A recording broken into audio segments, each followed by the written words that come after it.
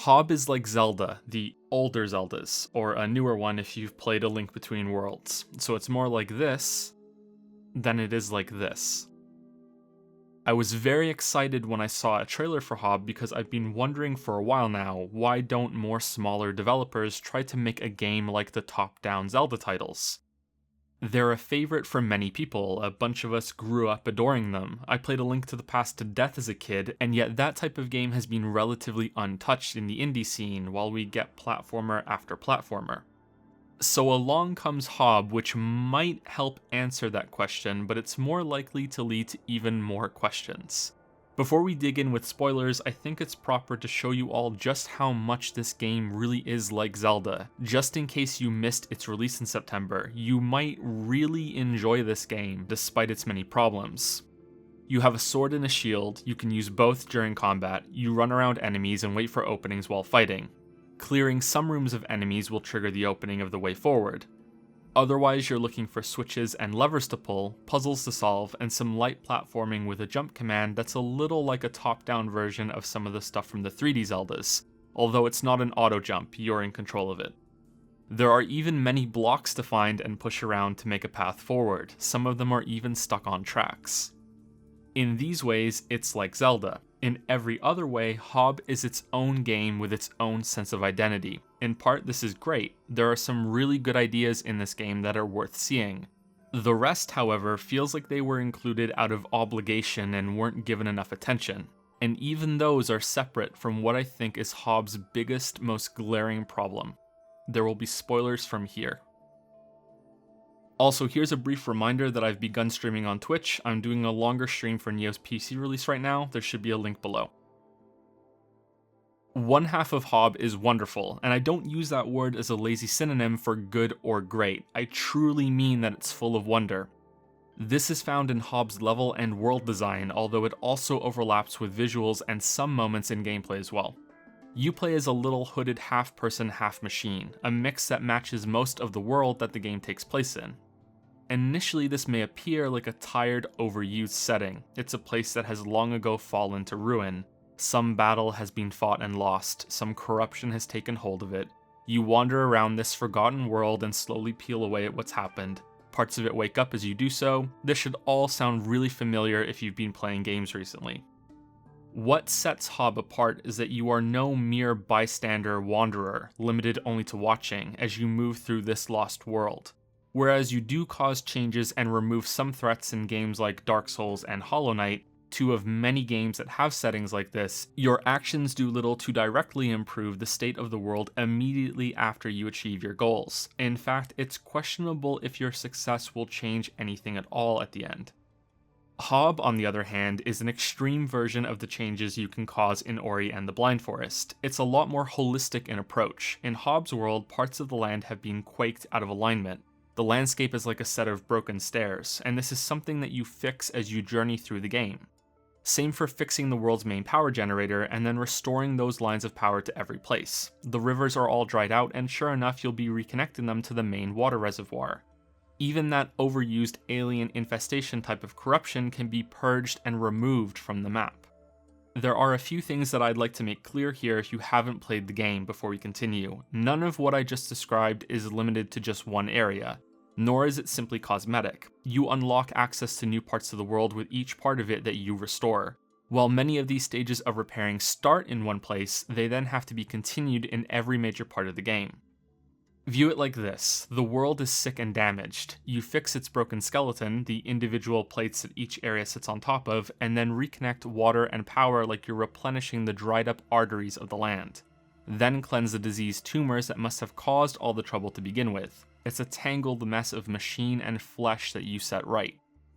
The strongest moments of wonder are hinted at when you're in the guts of the planet, a true underbelly where it's more machine than the nature resting above. You can see two things down here, previews in the distance of the land that you will cause to ascend later as a new area to move through, and your introduction to how this concept is used in gameplay. It's one of the coolest features in Hob, but it's also unfortunately where the problems I have with it begin to show up. This mix of construction and remodeling of the world isn't limited to just set moments where you're pushed into a new area. It's an ongoing mechanic that is incorporated into exploring and puzzle solving throughout the whole game. Early on, you will see floors, pillars, and walls be altered and restructure themselves into new paths, or the way that you move through an area to get to an important trigger point, like acquiring a new upgrade, will be permanently changed into something else when you make your way out of that area. What makes this impressive is that parts of these paths are reused. It's not that they're all wiped clean, destroyed, and swept away to be replaced by a new set of machinery. It gives the impression that this world was created for some purpose, and that whoever originally built all of this had a need for the multiple settings in each area. It's just that now that half of it has been ruined, you're using it to solve what now function as puzzles. It's convenient and a little contrived, but Hob isn't really a story game, so it didn't really bother me that much. This is also something that becomes less impressive when your perception of how it was designed is twisted. Consider that the final placements of all of these different parts was probably the original formation, and that they were changed in reverse. The areas were then designed around that and set into their lowered position, so that they didn't have to be quite so carefully designed ahead of time. This is actually really smart if they did it this way, and even though I'm pointing it out, it doesn't diminish the effect that it has when you first encounter these sequences. Some of them do get a significant amount of use of both versions of the machinery as well, which must have been difficult to put together and plan. It's when the game was most impressive to me. However, this leads us to a problem that may have been caused by exactly that. In fact, I'm almost certain that it's the cause. See, because of the unexpected nature of how parts of the world change in reaction to your pushing and pulling of switches, levers, power boxes, and all sorts of other things, it was never something that I could anticipate happening. The game does lead you through its puzzles by pointing out power lines to follow, or symbols on the map, or dried out rivers, but on a smaller scale, you have no way of really knowing how or when huge pieces of puzzles will appear, or where they'll move to, or what effect every switch will have. Because of this unpredictable assembly, only a handful of puzzles in Hob are things that you can think through and then solve. And I mean a regular handful, not this giant monstrosity of a thing that you're using. These puzzles that you can predict are the simpler ones in the game, or simple smaller parts of larger puzzles, like pulling this big wheel on a track to make a platform to jump on, or raising the water level in this area to make the teleport platform go higher. What this means is that there are large stretches of time spent underground in what passes as something of a dungeon in Hob, wherein you are just following the only path available to you. If you pull a switch and a path opens, you follow it until you find the next switch and see what happens after that. If a new platform rises, then that's where you go, or a four-legged vehicle will appear and you control that down the only path available and see what happens next. There are similar, more contained puzzles in the overworld that function in the same way. Flip a switch, see what happens, follow it blindly like breadcrumbs on a trail until you get to the next switch, and keep on going. The puzzles that may require more thought than that are usually tedious, again likely because of this mechanic of changing the environment, which is slow to manipulate, like rotating a pillar into the right alignment, then solving the first step of the puzzle, and then going all the way back to change its alignment again to finally solve it. This may not seem that bad, but more than once the game is slowed to boredom because of it. You've already solved this puzzle in your head long before you've demonstrated it, and this was the trend I noticed with the puzzles that require more than just flipping switches in a row. It was interact with the first piece, use that to change something, and then go back to interact with the first piece again or reset it entirely in order to proceed. In this way, it's a good thing that the majority of the puzzles are the unpredictable ones, because you can move through them quickly, feel like you're making great progress as things change, and they can be cool surprises when you see what just happened now that you've moved on to a new stage of the area. The problem with this is that you are risking players getting lost along the way. If you're just meant to follow things from one sequence to the next, and you don't immediately grasp where the next part is, then you're left hopelessly wandering around trying everything to see what works. This is where some hints and signposting on the floor can help, usually power lines that I mentioned earlier that you're trying to connect. But there is a much larger problem here. It's the biggest problem the game has. Similar to how the Zerg-like infestation haunts the world of Hob, this issue corrupts the entire game. Hob isn't finished. In fact, when I was done with my first playthrough, I had to check the store page to see if it was in early access, and I hadn't noticed before when I got it. I streamed my first run of this game. You can go watch the whole thing if you like on my second channel, and many people were shocked as I encountered glitch after glitch. We'll go through a long sprawling list of them shortly, but for now there's an important type of bug that can destroy your enjoyment of these puzzle parts in the game. Simply put, it's when the trigger for the next part of the puzzle doesn't spawn, or teleports away, or simply doesn't work. Let's go through some examples. A fair way through the game, you're meant to drag this box onto a square on the floor in order to trigger an elevator to carry it above. On my first playthrough, this worked perfectly. My second time, it didn't work. It failed twice, and I count myself lucky that this happened on my second time through, because after trying twice, I would have wandered away and likely not come back here to try again for quite some time, all because of a glitch. You may be thinking that this is a minor issue. For this particular example, all on its own, you may be right, but there were a few others like this that happened to me. Buttons you're meant to punch not responding to the move, or parts of ladders despawning after you've unlocked them so they're no longer usable. Some of these are fixed by quitting to your desktop and restarting the game, but the biggest issue arises when you don't realize that the bug has occurred. The worst one that I encountered was in this room. After moving a box, flipping a switch, and then moving the box again, I followed a path to this room underground. There are enemies here, and after killing all of them, I hit a dead end. This was clearly where I was meant to be in order to progress through this area, and yet nothing was happening. The issue is being caused by an enemy that had glitched out during the fight and teleported out of the room. In a way, I'm lucky that it ended up back on the surface above the room and not permanently stuck in a wall somewhere, because otherwise I would have spent over an hour running around the whole area looking for some secret switch or something that I had missed. After killing the guy up top, the room below activated and I could finally continue. There is an additional, more insidious problem here though. Once you've experienced something like this, it spoils the rest of the game in a very specific way. You start to second guess and question things that are happening. When you think what you just tried should trigger something, is it working properly, is it a bug, or are you just wrong? Like this handle that would teleport me to the other side of it when I used it, was this just broken because of that warp, or does this thing just not do anything right now?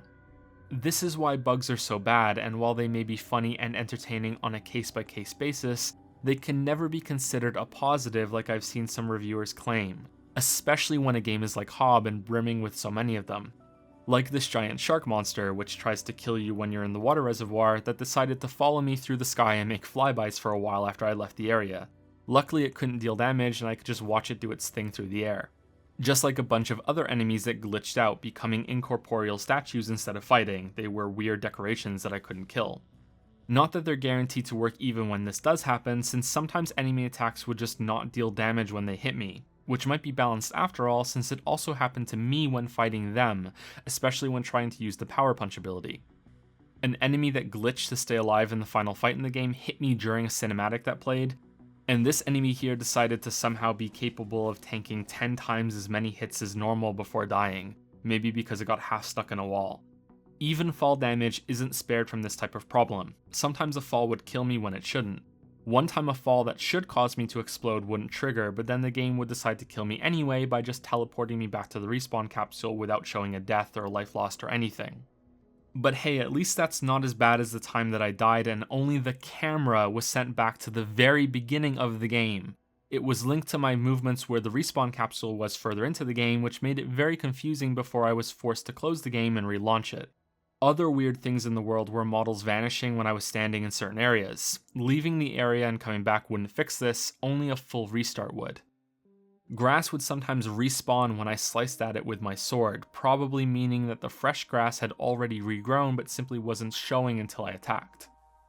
Sometimes when you kill an enemy, a short burst of slow motion is activated to make things more dramatic, at least I think that's the intention. This effect would sometimes trigger randomly, for no reason, making some sequences of simply walking around suddenly more intense. No idea what's happening here. After connecting this river to the main water supply, half of it didn't spawn. Not only did this mean it looked ridiculous, it also meant the water wasn't there so I couldn't swim over these thorns like I was supposed to be able to. The angle required on the analog stick to push some handles never made sense. This is impossible for me to show you, but in these instances, I had to hold the stick and make my character push in the opposite direction that was shown on the screen. One time I fell right through a piece of the floor as it was extending, probably because it didn't have a body associated with it until it was finished its animation to become a bridge. Something vaguely similar happened another time when I was able to move before respawning was finished, so when it did trigger, I was away from the capsule but still doing the animation. And last but by no means least, one time the game decided to kill me out of nowhere. I wasn't fighting, I wasn't in danger, there were no enemies around, I didn't fall, the game simply stopped me in place, faded to black like I died, and shot me back to the respawn point. Fortunately, it wasn't too far away from where I just was. This parade of glitches has been the worst of list I kept through only 2 playthroughs, so I can only imagine how many more issues are in the game that I luckily didn't run into. That's not to mention how poorly the game runs, frequent stuttering, freezes, and things not loading properly, and this is after some patches. The tragic thing here is that these issues are not a result of a lack of love and care. In fact, I think the way the world is put together stands as proof that this was a project that at least one person really wanted to make. Instead, Hobb's problems are caused by the fact that the game couldn't be completed. A fact I'm comfortable pointing to since Runic Games, the studio that developed Hob, was shut down while I was writing the script. I'm going to guess that one of 2 things happened here. The decision was made before the game's release and they rushed it out just because it was close to complete, or Hob was released early in an attempt to avoid closure if the game managed to exceed expectations and become a big hit. Something that, unfortunately for Runic Games, didn't happen. You can see further proof of this in what I think is the most frightful feature that Hob is missing. There's no ambient sound slider. There's one for music, one for sound effects, but the third one is missing. Which means that everything else can be quiet, but these big musical blasts when you encounter something new or pick up something important, anything like that, shutter out at full volume even if you have the others muted. Something that fundamental is missing from the game. Surprisingly, this concept is linked heavily to combat in the game, which you may have forgotten about or may be surprised to remember exists after 15 or so minutes of this video talking about other things. Glitches aside, I think the unfinished nature of Hob hurts combat more than anything else. The set-piece puzzles, with the world churning to life and activating with massive gears and turbines, feel mostly complete. Maybe there were meant to be more pieces of the world to elevate and explore, but what's here is refined and functional enough to not feel half-baked. Combat, however, feels like all the ingredients are still on the countertop ready to be mixed. Maybe some of them got damp and seeped together, and that's it really. Hob has very few enemy types. It has no bosses, save for a fight against a reskinned version of yourself at the end. Enemies are recycled with different armor types, and the whole thing feels like a heartbreaking missed opportunity. Let's go through it. Your character in Hob can walk or run around. There's no lock-on while fighting. And there are 5, count them, 5 methods of evading enemy attacks: rolling, running, jumping, blocking, and a teleport. There is also a charged version of your punch attack, plus the ability to grapple line parts of enemy armor to peel them off. Enemies almost always have clear telegraphs or warnings when they're about to attack, so you can avoid damage. This is, without a word of exaggeration, one of the most fertile combat systems I've played in a while. The different methods of avoiding damage alone are worth a whole game exploring. Enemies, and especially bosses, that have different types of attacks that require these different responses to avoid them. A sweep that you have to jump over, a thrust that you have to block, something else that you need to roll, and damage patterns that you need to run from or teleport through. The different types of attacks you have could also be used way more creatively. Instead, your punch and grapple are glorified quicktime events that are seen as busy work at the beginning of encounters before you can finally start doing damage. At first they appear more like puzzles instead of fights, since you have to work out how to remove the armor protecting them, but this will only take a few seconds at most, and once started doesn't feel fun because it's just so simple. Enemies could have incorporated dynamic challenges that required quick responses with these different abilities you have available, especially bosses if the game had any, which is potential that the larger enemies hint at, especially this one that teleports between different platforms. My second playthrough was on very hard, and it felt near identical to my first run on normal. Every fight is the same once the armored enemies have been stripped of their protection. Spam your attacks, then dart away from enemy strikes without getting greedy and hitting them too much. There is some clunkiness in this combat system, especially when it comes to how inconsistent it is to cancel moves like dodging into sword strikes and the like. But the current implementation of fighting in Hob led me to first think that it was included just out of obligation.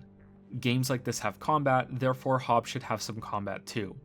But the more I've thought about it, the more I see opportunity being squandered here, and it makes me think that with more time it would have been realized. I hope that was the plan all along and that Runic Games just didn't have the resources to get there. Although maybe not, and maybe I'm wrong, because exploration and the puzzles are the same sort of way. The difference is that they benefit from the spectacle of what's happening and the cool clicking of the land and mechanisms coming together, whereas the enemies are always kind of boring. The only thing that does seem to be fully realized in the game are the many secrets tucked in the corners of the world. Some of these unfortunately suffer from a temperamental camera that switches perspectives at the wrong time or refuses to move at all, but many of these secrets were enjoyable to find. They're used to upgrade your health, energy, and sword damage, or allow you to purchase some new moves.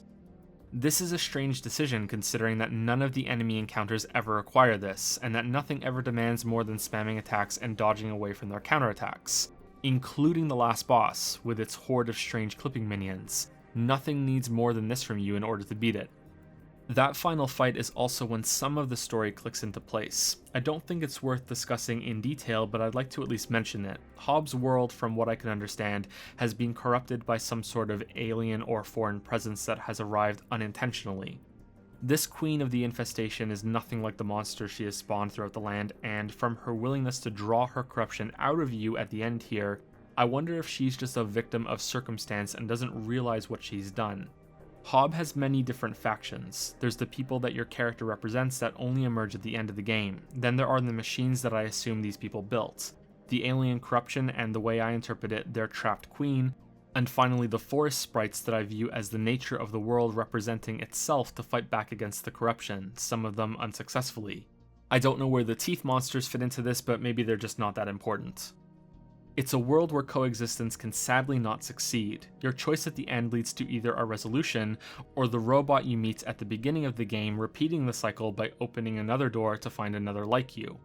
A process that is strongly hinted at happening at least once before now, with your predecessor now serving the queen, the one that you fight at the end. It's vaguely interesting, and I wonder if it suffers in the same way as the rest of the game, that it's also unfinished. Or it could be something that's trying its hardest to provide context while staying out of your way. There's no voice acting or dialogue in Hob. The robot points to what it wants you to do instead. The corrupted queen mimes along with her unintelligible sounds at the end, looking to me to act out some sort of crash or catastrophe that happened in the past. This was good and bad since the game was never slowed down by what could have been a terrible story, but it also meant I had no real idea what I was supposed to be trying to do for most of the game or what I was building toward. A problem compounded by the fact that Hob is sort of an open world game. It's closer to a Metroidvania with new abilities unlocking the way forward. There aren't many of these, however, and some of the paths they open require some tedious backtracking through prior areas. It's also something that your robot friend eventually stops helping you with. There's no replacement either. Instead, you're given map markers out of nowhere for the next place to go, whereas the robot pal was the one to provide them before. It's like the game gives up and just tells you where to go. Ultimately, it fits with the linear puzzles in the game. Follow the latest breadcrumb caused by whatever you interacted with previously, and hope that nothing is glitched out. It all became a series of vibrant, messy colors I went through it all. Even the second time, which I ended up enjoying more after knowing what upcoming changes I would cause in each area. It allowed me to appreciate the different versions of Hob's world and understand how neatly it all fit together, or how pipes and parts of the land would become relevant later on, instead of only half remembering the first time through since I had no way of knowing what would be important. It's that impression that I'm left with now. What else would have become something really interesting or engrossing or even challenging with the combat if Hob had been fully finished? Would there have been more developed enemy types, more vertical stacks of land to raise, a mechanical handful of bosses, or even an ambient sound slider? I think there are some great ideas trapped and buried within Hob that were waiting to be rescued and ready to emerge pristine to stand tall. I am very sorry that I had to criticize so much of it.